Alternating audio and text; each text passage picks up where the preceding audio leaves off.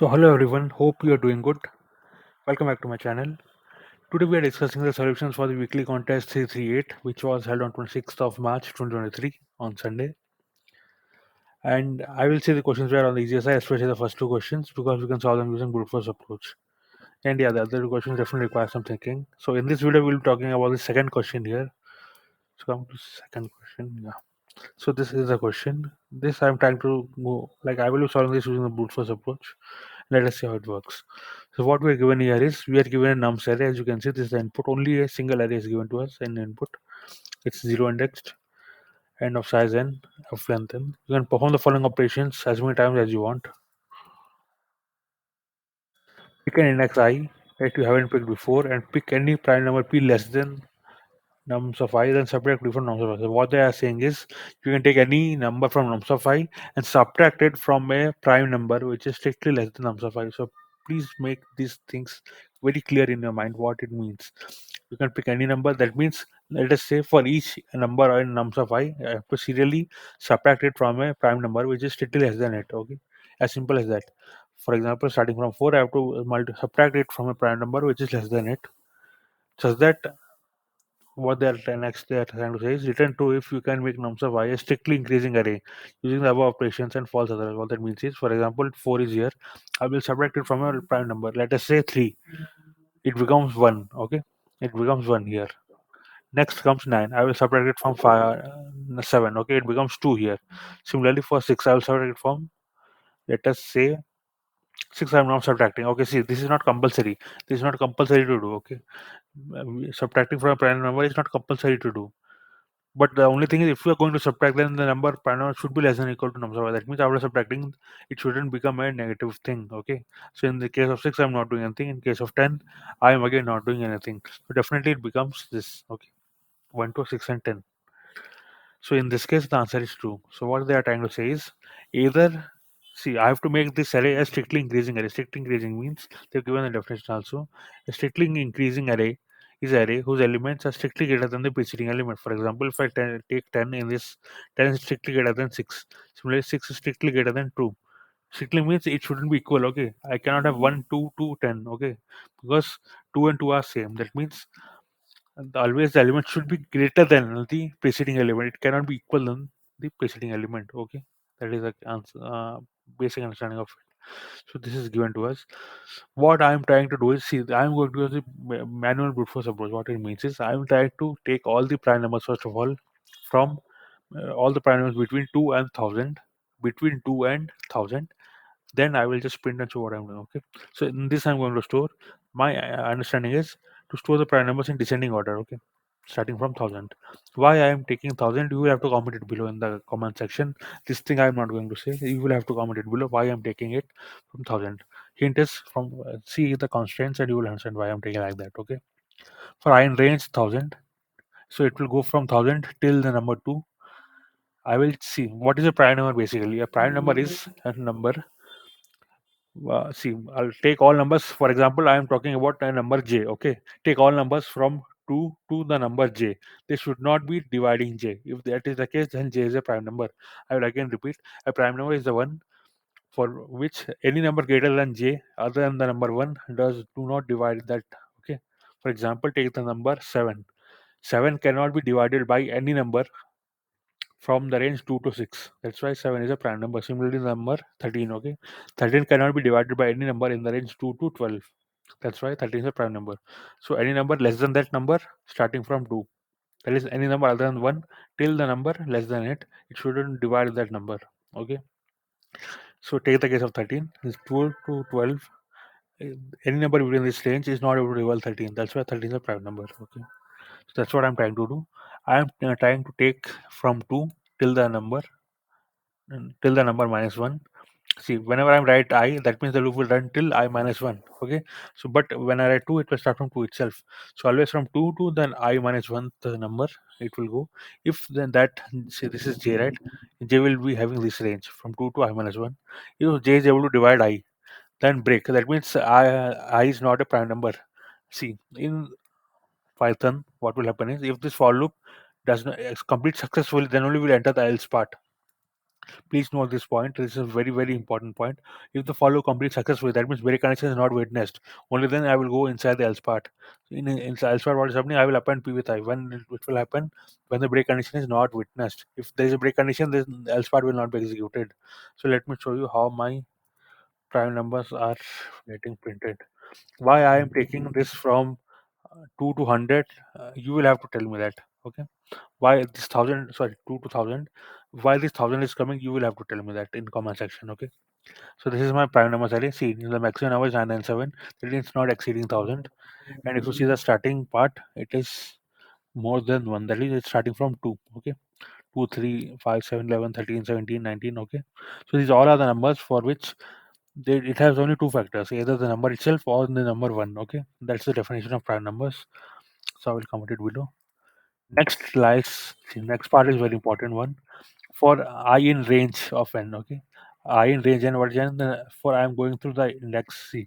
If this is array, I will go from 0 to 0, 1, 2, 3. That is, I am going through each of the indexes in this nums array. For j and p, see, j is a number while I is the index. Remember these parts. This will help you in understanding the solution. J is a number, I is the index. J is the prime number. See, how is prime number being stored? In descending order. These things are very important while we are understanding the solution, right? See, what my approach here is, for the first number, I will always try to make it as small as possible. Okay, for the first number, I will take such a prime number which makes it as small as possible.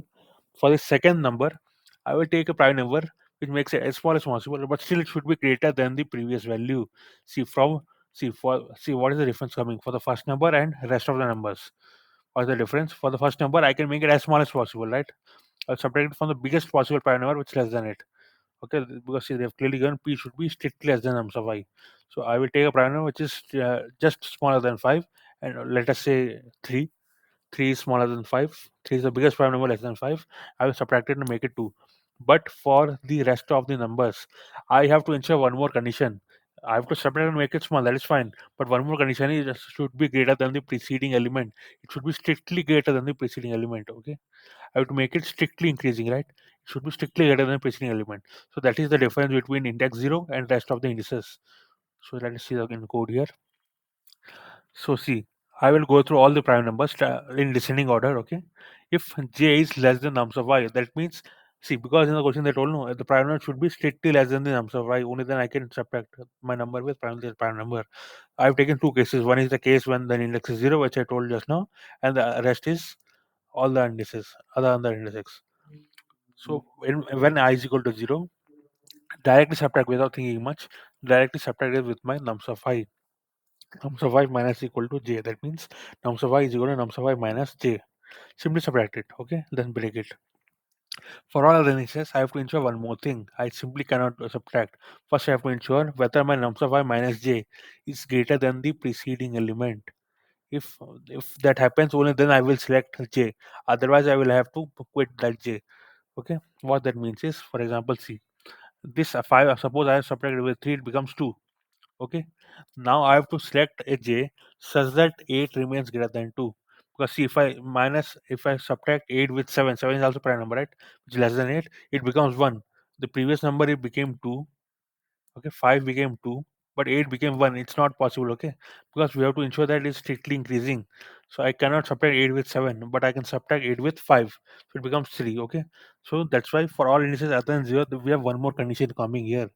For 0, we simply subtracted for index 0. Okay, for index 0, we're simply subtracting it. But for all the indices, we have to ensure that the nums of I minus j is always strictly greater than the preceding number. If that is the case, only then subtract. Okay, once we're subtracting, break the array, because see, this follow will be going on, right? We are going on and checking the prime numbers. So break it. Now, try to understand this part. These cells will be executed only if we find that, see, whenever there is a for loop and there is else below it, this else will be executed when this for loop completes successfully. And when a for loop completes successfully, when there is no break condition involved. So if I'm not breaking anything, if this break condition is not getting executed, I will come to this part. I will come to check why the break condition did not break. So if it's not the first index, then I'm checking. If my nums of I is less than or equal to the preceding number, then in that case it's not cycling grading, and that means it returns false. See, as I already told you, See, it need not be that always you are subtracting from a prime number. You can, it's optional, right? Either you do or do not do. For example, for 6 and 10, I did not do it, right? I did not do it. That means that this part, this break conditions will not be coming. Okay, this part will not be executed at all. Okay. So in that case, I'm checking if still my condition is meeting, condition is getting met. Okay, if my number is still greater, then fine. Otherwise, I will return false then and there. And finally, if all the for loop is completed, then I will return true. Okay. So before returning true, I will print the number also. So let us take the first example, which is 4, 9, 6, and 10, and how it's getting executed. Okay. You can clearly see in my case, the first number I'm subtracting with 3. Okay, it's coming as 1. For the second number, I'm subtracting with 7. It's coming as 2. For the sixth, I'm subtracting it with 3. It's coming 3. And for this 10, I am subtracting with 7. It's coming 5. So you can clearly see it's becoming a strictly greater nums array. That's why I'm returning true. Okay. Let me check with all example test cases. You can clearly see we are getting the answer which is as expected, true to false, true to false, and it's a accepted solution, right? So the main, see, it's a brute force approach. What is a brute force approach? Either I could write type the answers like type the prime numbers manually, or I can find them myself. This is what I'm doing in the top part, this part. Okay. Then what I'm doing is I am taking one numbers one by one. Then I'm subtracting, finding a prime number which is just less than j. See, the number is stored in descending order. Okay, that means I'm finding the biggest possible prime number which is less than the number itself. Then I'm trying to subtract it with that number. Then I'm trying to check if that after subtracting it's greater than the preceding number or not. If it's not preceding, take the next small prime number and then subtract and check. That's how I'm doing. If I'm subtracting and doing, that's fine. If this part is not getting executed, what will happen is I have to check then this part. If see, because subtracting with the prime number is optional, so I'm just checking whether I did not subtract. In that case, whether I am making if the issue is coming in ensuring that the numbers are still increasing or not. If it is not, I'm returning false value. If this all for loop is getting executed successfully and there is no return, false are not being returned, that means the answer is now the nums array is strictly increasing. That's why I'm returning true. Okay. That was all, friends, for today. If you really like the video, please like and subscribe. And if you have any doubts, please don't feel anything and directly comment below. It will be really nice for me to discuss the solution further with you, right? So that's all for today. I hope you have also solved this question in the real contest, right? Thank you, friends. Thank you.